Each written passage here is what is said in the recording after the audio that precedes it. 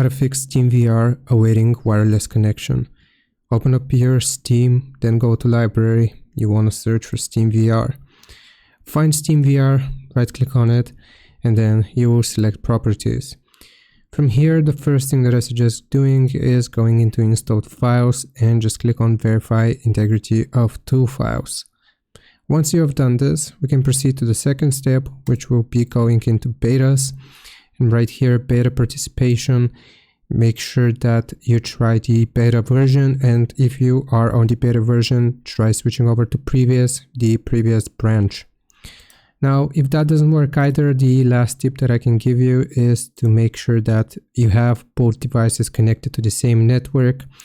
To make sure that you have both, like I said, your headset and your PC are connected to the same Wi-Fi network. I hope this helps. Leave a like and subscribe. I'll see you next time.